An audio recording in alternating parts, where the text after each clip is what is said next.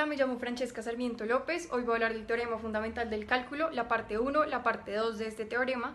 Y la idea es ver desde la historia, desde cómo nació este teorema, quién se lo inventó y toda la parte teórica o conceptual que tiene, para poder llegar a algunos ejercicios y ver cómo todo esto se vuelve algo práctico y mucho más entendible. Entonces, para comenzar, el teorema fundamental del cálculo nace de esa gran pregunta que se tenía en el cálculo diferencial, esa gran pregunta que se tenía en el cálculo integral, que en el cálculo integral se buscaba esa área encerrada bajo la curva con la integral definida, y el cálculo diferencial buscaba esa necesidad de hallar pues la recta tangente en una curva determinada con las derivadas.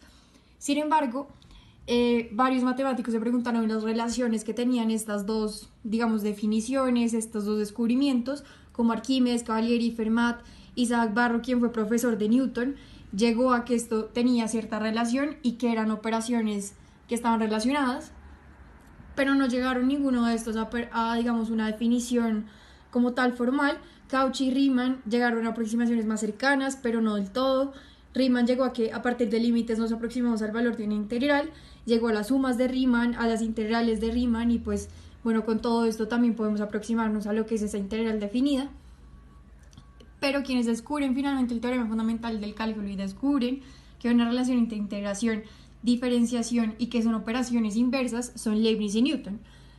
Ambos lo descubren de una forma conceptual distinta, pero Newton lo descubre en primer lugar, pero lo publica años después, y Leibniz lo descubre después, pero lo publica, digamos que años muy cercanos a su descubrimiento. Entonces, ahora bien, después de esto nos vamos a la teoría. Ahora vamos a definir una f continua e integrable en el intervalo cerrado AB. Tenemos la siguiente función. Tenemos a, tenemos b, acá hay un intervalo cerrado. Pero queremos encontrar el área bajo la curva. ¿El área bajo la curva de quién? De esta área azul, entre a y x punto arbitrario. ¿Quién va a ser esta área? Esta área la podemos llamar a mayúscula o f mayúscula, en este caso pues f mayúscula. La vamos a definir como f mayúscula de x igual a la integral entre un número a y x de f de t del diferencial por el diferencial de t, siendo x dentro de este intervalo, como ya lo dijimos. ¿Esto a qué nos lleva? Al primer teorema fundamental del cálculo, donde decimos que si f es continua en AB cerrado e integrable, decimos que f también va a ser continua en un intervalo AB abierto, y por tanto f mayúscula de x va a ser derivable en el intervalo abierto AB. ¿Esto qué quiere decir? Que como f es continua en x, la derivada de la integral de f mayúscula de x existe.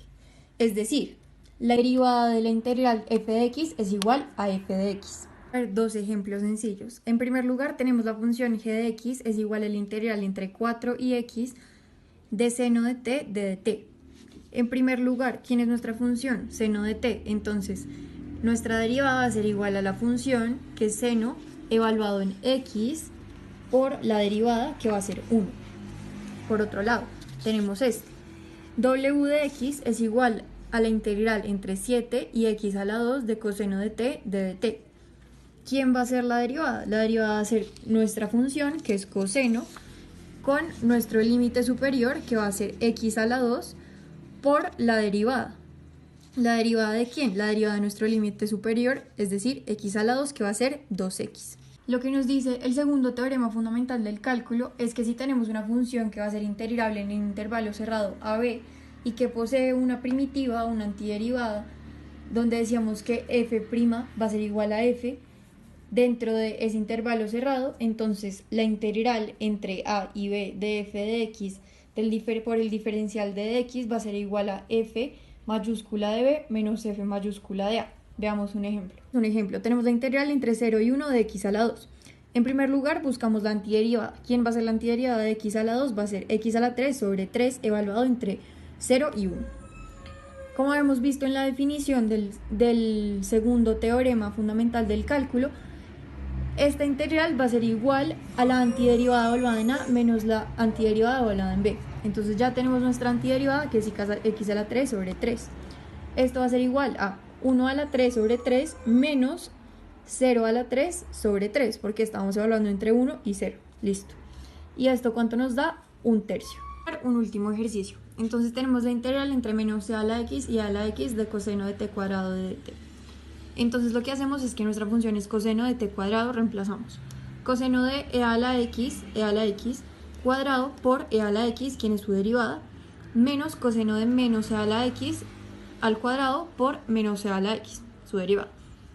Esto nos va a dar coseno de e a la 2x, los multiplico por e a la x más e a la x coseno de e a la 2x, este sobre positivo, y esto nos va a dar 2e a la x coseno de e a la 2x. Muchas gracias, espero que se haya entendido.